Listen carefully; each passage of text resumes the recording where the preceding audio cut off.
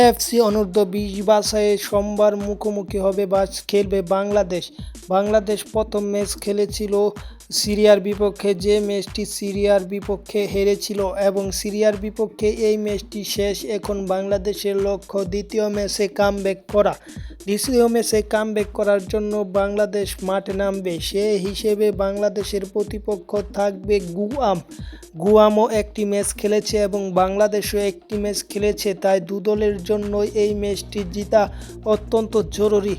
কারণ বাংলাদেশ প্রথম ম্যাচ হেরেছে সিরিয়ার বিপক্ষে 4-0 গোলের ব্যবধানে এবং অপরদিকে যদি আমরা গুয়ামের কথা বলি, তারা প্রথম ম্যাচ ভুটানের বিপক্ষে 1-1 গোলে ড্র করে হোঁচট খেয়েছে।